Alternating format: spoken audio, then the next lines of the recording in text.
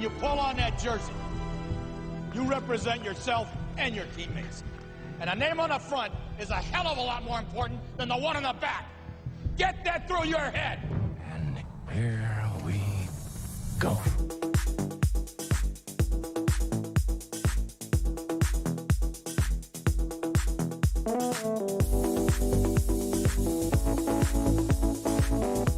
And it is no good. He missed it. Are you kidding me?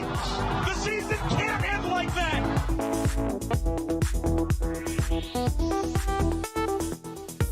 The playoffs? Don't talk about playoffs. You kidding me? Playoffs? I just hope we can win a game.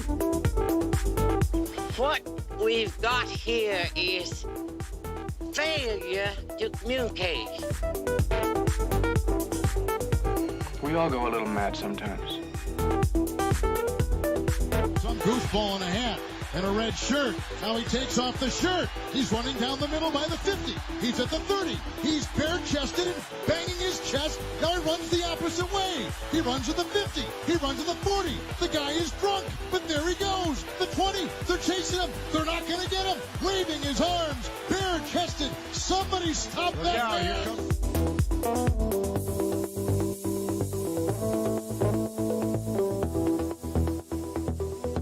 Here we go one more time here this week, here in another edition of the program, otherwise known as NETMA. Glad to have you here. I'm the host of the show, otherwise known as Tyler Falk. Glad to have you with us on a Thursday edition of the program as we start to break down week 4. All the goings on here in the SFL. So a lot of you are going to like what you see, a lot of you are not going to like what you see. We're just going to get right into it, and I'm going to tell you some facts. I'm going to tell you my opinions on the matter, and I'm going to make my predictions live here on air. That's how we're going to do it today. So let's just go ahead and get started with Friday's action. Tomorrow, Carolina will play DC in Carolina, and Motor City will go across the pond to face off versus Johnny Pickler and those London Knights. So let's go ahead and start breaking down Carolina and DC. When I was taking a look at these two clubs, the first thing that popped into my eye was Carolina's unique resemblance to season 11. Carolina's defense is playing phenomenal. Top 10 in a few different categories, most notably points per game for the first 3 games, which is right around 21.7 points per game. The reason why that's significant, even in this early stages of the season, is when you look back at season 11, they had a points per game around 22.8. That's the only other time in a regular season, at least dating back to season 10, where Carolina had a sub 23 points allowed per game. That's also the only other season that they went above 500 in franchise history, finishing with 7-5 and going on to the playoffs for only their second time. They have yet to go back to the playoffs since season 11, so it's an obviously great start for Carolina's defense, barring in which Carolina is more reliant on their defense than ever, apart from the running game, which has performed very well. Running back Suda Nakai, along with Hattori Hanzo, both have 3 touchdowns. And if you're looking at Hattori Hanzo, he currently is outpacing Sudo nearly, well, I'm not going to even say nearly anymore, more than double in terms of yards. 312 yards for a fullback at this point, which is just about 60 yards shy of Kevin Say over for DC at halfback, excuse me.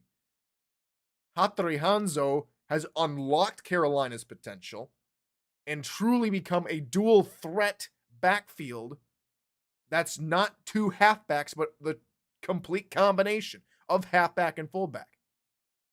Hanzo, I think it was, I don't remember if I was watching in week 2 or last week, but I saw Hanzo jump off on a couple of big runs. In fact, last week he jumped off for a big 34-yard scamper, I think went to the house for one of his 2 touchdowns last week. Carolina's offense has got a new wrinkle in it that few teams saw coming, few people saw coming. And now that Hanzo has done this, I'm very interested to see what more he can do. Though for DC and Kevin Say, it's more business as usual.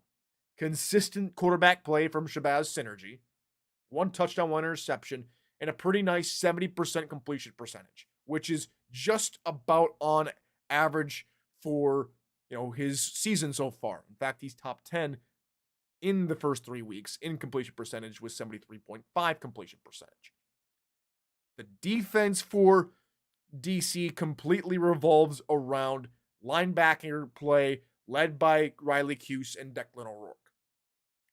Both are in the top 10 in tackles, 31-35 tackles, O'Rourke with 31 and Cuse with 35. They're going to be called on time and time again to slow up the rushing attack, which is going to lead the way for Carolina in this football game. I expect a tight battle between Carolina and DC. I expect DC to come out with a narrow victory. Carolina's defense will keep things tight, and DC's offense, which has shown flashes of being pretty explosive against Portland, scoring 48 points. But this defense for Carolina is a completely different kettle of fish compared to Portland's defense. So expect maybe a closer ball game, maybe 24-21 the score line with DC over Carolina in the first game on Friday. On to the second game, Motor City and London. A complete reversal of form where Motor City, with only 2 wide receivers and a complete decked out tight end core, leading the league in passing, whereas London, which is completely built around Johnny Pickler, leading the league in rushing. That's all that really needs to be said there. Robert Merrill's had a fantastic day against 3 different clubs, 2 expansion, one team that's been on the back end of rushing defense. Now we get to see maybe a true test for London's newfound offense when they go up against Motor City's rush defense, which is second best in the league to this point, only allowing about 71 rushing yards per game through 3 games. They have yet to allow a single rushing touchdown as well. And whereas you're looking at Motor City as far as being good against the opposite numbers, maybe rushing attack, London has only allowed 2 touchdown passes so far this young season. And Motor City's offense is, of course, predicated on that passing offense right now. More so shorter passes or maybe a streak down the middle with a tight end. But it's different. So who do I expect to come out? Well, the way London and Motor City are game planning, maybe they might overthink things and we're going to see a defensive slugfest, or we're going to see a complete explosion where both teams' offense completely run riot over each other team. Either way, expect a fun game. I'm picking London in this one at home by about 7 points. That's my take on this game. On to game number 3. And that'll take us to Saturday's contest. Baltimore-Portland will be game number 1 on Next Level Sports. Sioux Falls, Indianapolis will be game 2 on Twitch. In the next doubleheader, Los Angeles and Vancouver in a Pacific Division rivalry, and Canton will play Tulsa. The late game going over on YouTube. As far as we are concerned, as far as Baltimore-Portland, Portland is going to be in trouble, of course. However, the last time these 2 teams played, that was all the way back in season 17. Portland gave Baltimore a run for their money, scoring 30 points, and Baltimore only scoring 36. They did come away with that victory, and Portland that season was 6-6 to finish out that season, only their 3rd season in recent memory. Baltimore probably shouldn't have a whole lot of trouble dealing with the fleet, sadly, for Portland, though they are going to be at home, just like they were in season 17, and might give the Vultures maybe a little bit too much to handle at times, but it's going to come down to whether or not there's going to be consistent play from Cyrus Jive, which no doubt down 0-3, completions and attempts right up there in the top 5, yards right around 3rd best in the league at over 1,000 already for the rookie quarterback. But the completion percentage needs work. Sub 70 in the completion percentage for Cyrus Jive. Baltimore's Jack Wigmore, however, just over 80% completion percentage and only 2 interceptions. That's right around number 1 in terms of total interceptions for a quarterback, or least amount, I should say, in terms of this young season. What should be expected is consistency from Baltimore. If Portland can find a way to maybe upset the apple cart just a little bit, Portland will be close, but it's going to have to come down to whether or not they can crack the defensive front four of Baltimore, led by Duncan, Walker, Brown, and Saron Yates IV, all of which are in the top 10 in tackles for loss in this young season. All have 5 or more tackles for loss through 3 games. So I think Portland's defense will be too much to handle and will get to Cyrus Jive on numerous occasions, especially early on in that football game. Baltimore comes away with another victory to move them to 4-0. Portland will drop down to 0-4. On to game number 4 of the weekend, Sioux Falls and Indianapolis. First time these two teams are meeting, of course, with Indianapolis being an expansion team. Both teams coming off a loss, and Sioux Falls coming off of more of an upset from Motor City to knock them off the pedestal of being unbeaten. Indianapolis, after the comeback win versus Canton, they can't get it done versus Tulsa, and are maybe thrown back down to earth just a little bit. The one thing that Sioux Falls has predicated themselves on time and time again is that defense. And so far this season, it's been just that. They have limited teams in points. They have limited any opposition in terms of rushing yards and third downs. The best team in those 3 categories. Their offense, however, is not going to be flashy. They're going to get the job done. They're going to score just enough points to win a football game.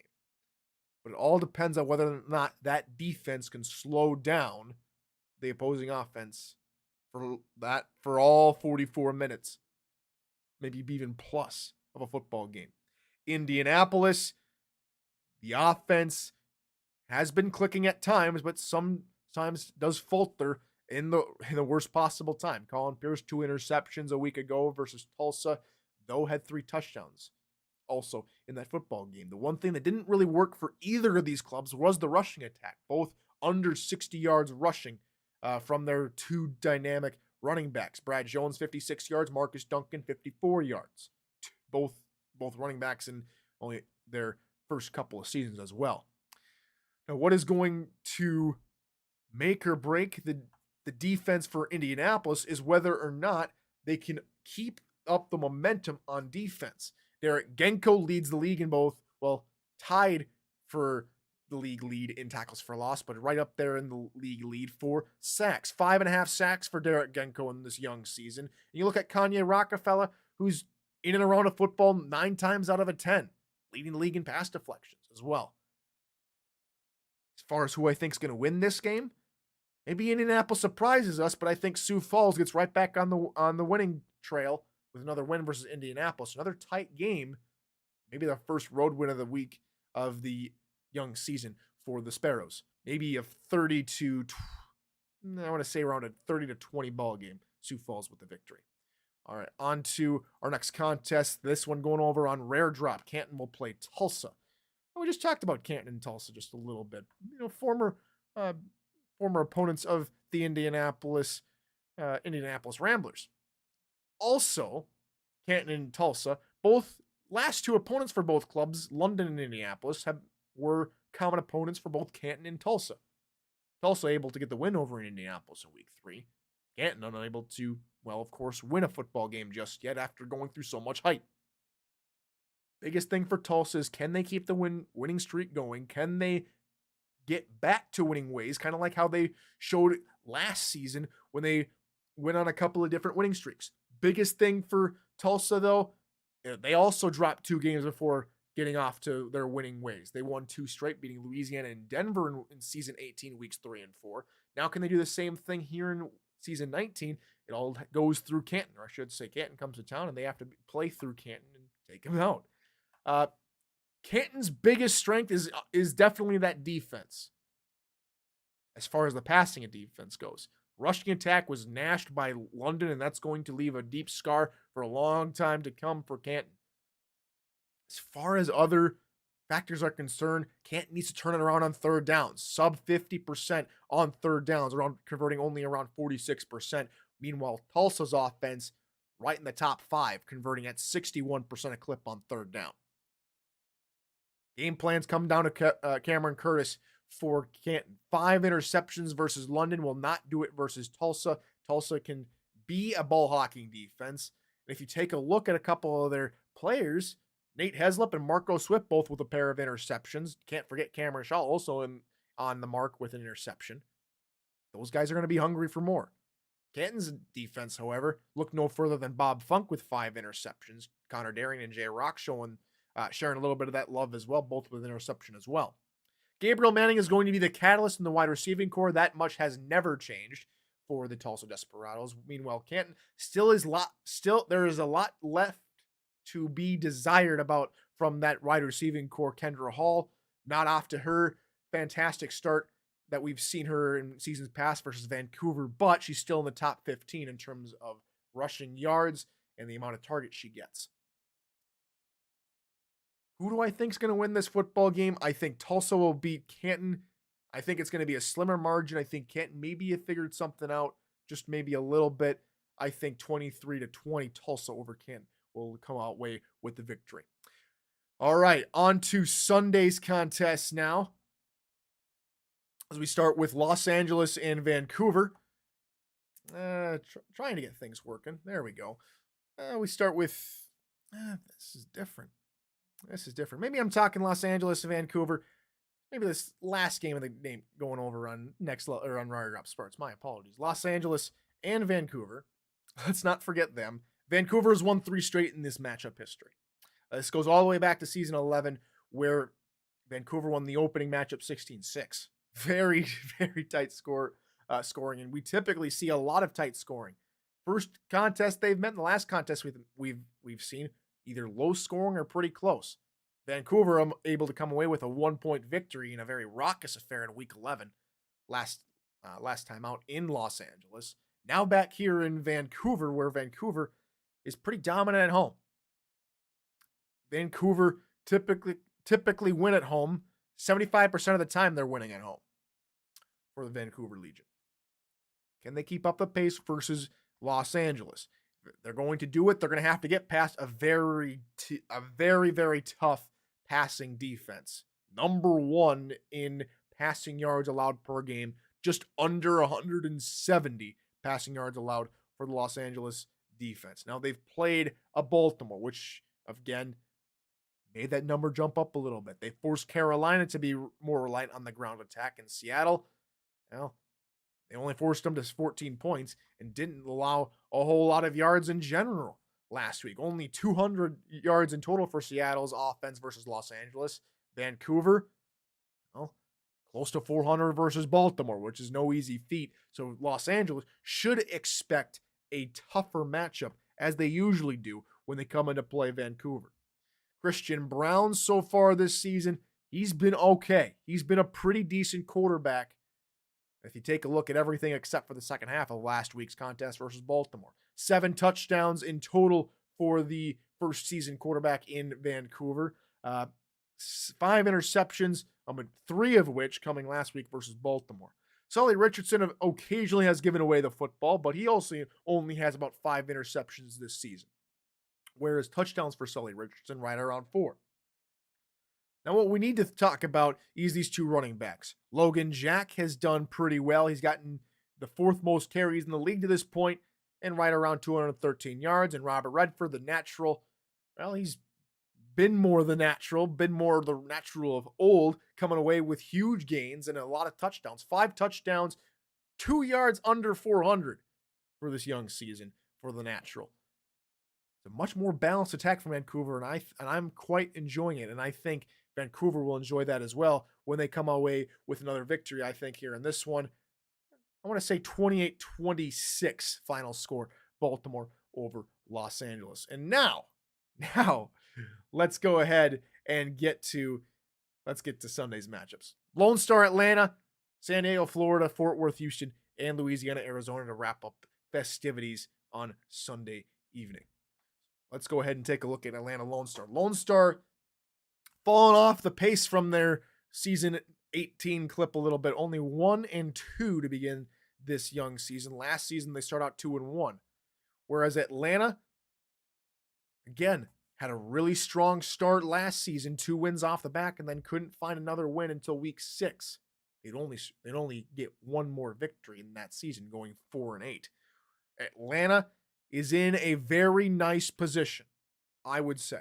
Atlanta should have a pretty decent day versus Lone Star, but we know anything about Lone Star. They always play with a chip on their shoulder. They always play like someone's looking down on them. Just ask Greg Soto and what he thought of everyone's predictions last season. Lone Star is going to need just a little bit better play from their defense. Has to be said. Lone Star's defense, by and large, is not going to win them a football game at this current pace. They have allowed way more passing yards on average than they have since the next closest year or season, I should say, would be season 14 when they allowed 315. They're currently allowing 319 average passing yards against for that defense. Not a good stat. Oh, it's still young. They're also allowing a whole bunch of third downs, which is right on pace from where they were a season ago, when they were allowing 56% of third down attempts to go by, whereas third downs here in this season, they're third worst, 64% allowed on third down. But the same could also be said about Atlanta. Things have changed just a little bit for them, allowing 56% on third down. So we might see more of an explosive game as far as that offense goes, but Lone Star's offense has proven to be a little bit more explosive, where Atlanta, they can be explosive. We know they can be explosive, especially when we saw Bryant Dynasty have 3 touchdowns last week versus the win against Houston. It was Bdg Hollywood once again who came away with the lion's share of the workload. Only 11 carries for Bdg and 155 yards a week ago. Bdg, with his best carry or best yardage or best game maybe last season, let me start over. Bdg, that was his best game of the season so far. He had his only touchdown to this point last week versus Houston to this point. Things are a little bit different in Atlanta. We know things are still trying to turn around, but a 2-win start is pretty good. They cannot afford to let Lone Star back into the season, especially early on. And what's going to take it is that defense from Lone Star.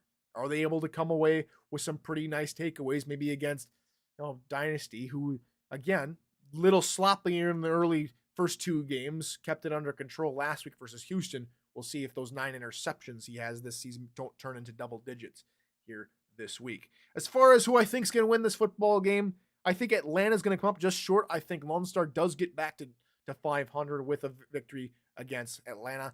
I think this one's a little bit more lopsided just based on how I think this game's going to go. I think Fennec is going to find his stride versus Atlanta. I think it's going to be a 28-18 contest. Lone Star with the victory here in this one. All right, on to our next contest. And let's go and get Florida and San Diego. Last time Florida took on San Diego, they were in San Diego. And San Diego came away with the last week 1 victory against Florida in their long streak. San Diego has never played Florida in Florida, and so it's a little bit of a homecoming for Optimus Klein, truthfully, in that regard, as he returns to the I in Florida for the first time since leaving and becoming ownership in San Diego. Both teams are 1-1, so count this as the rubber match for the Mavericks and Florida in this series history. Florida has done pretty well, taking down Louisiana in an emphatic fashion in week 1. Then they went on the road versus Las Vegas in week 3 to come away with a solid 7-point victory.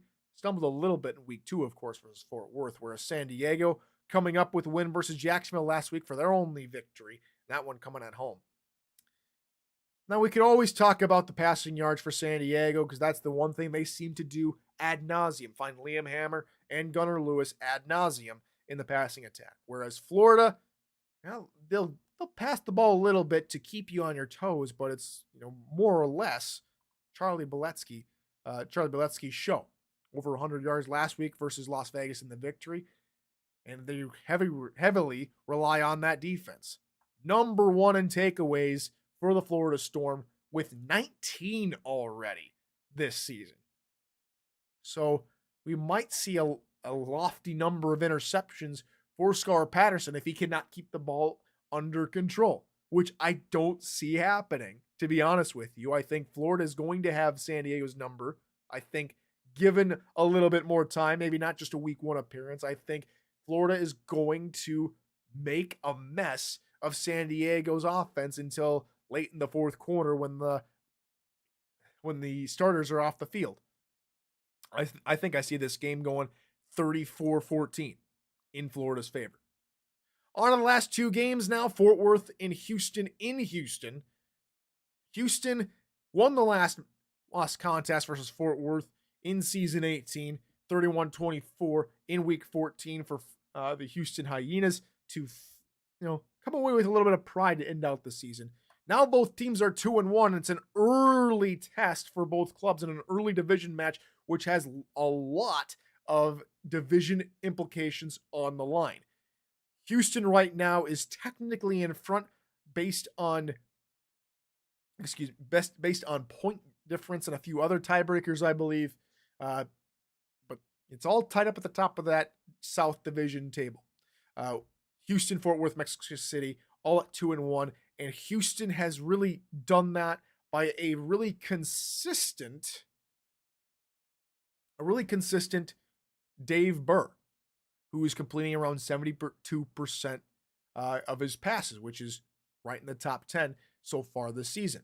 He's not been sacked a whole lot. Only been sacked twice has Dave Burr, which is one of the best in the league as well. They're keeping Dave Burr clean. GP Wells, solid running back, top 10 in all categories, carries, yards, average, touchdowns, with 5 this season.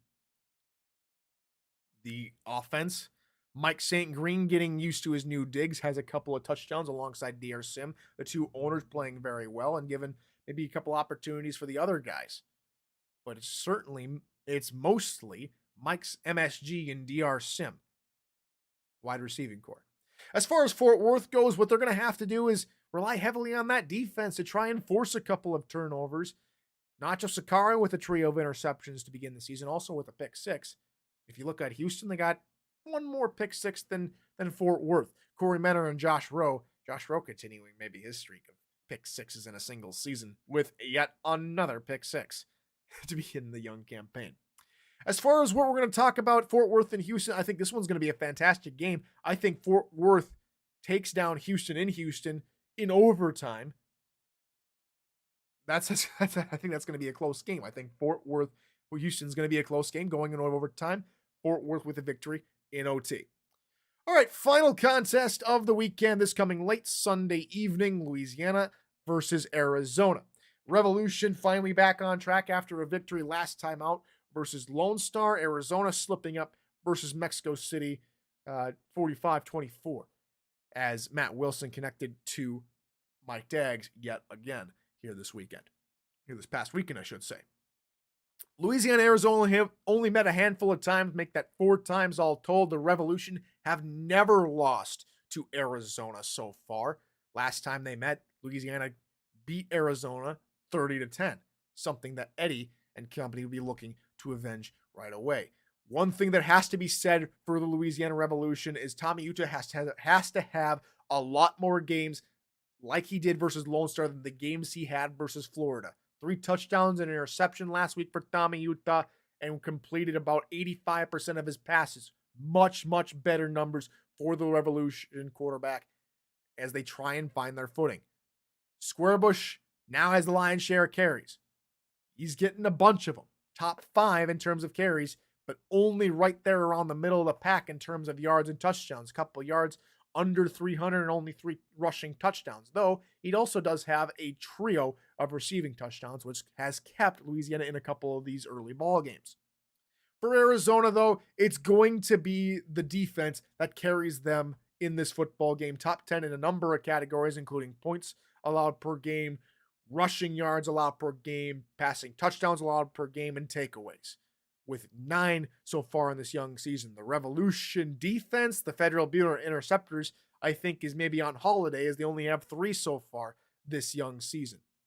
The Revolution offense does have something going for it, though, when it's been able to complete 72% of its third downs, which is number 1 so far in this young season. But I think the defense for Arizona is going to keep this one tight. I do think Louisiana is going to win 24-22 in a tighter contest than we saw a season ago. So those are my picks for this weekend slate of action. And that will do it for yet another edition of the program. And so we'll see you right back here on Monday for more NETMA content. We've got a lot of things planned. I've been just about ready to go ahead and start reaching out to some folks to see if we can get some other things going for next week. So maybe expect some changes to the show layout and a little bit of changes to how we operate the show starting next week. So look forward to that. So we'll see you next week. And until then, good morning, good afternoon, and good night, ladies and gentlemen.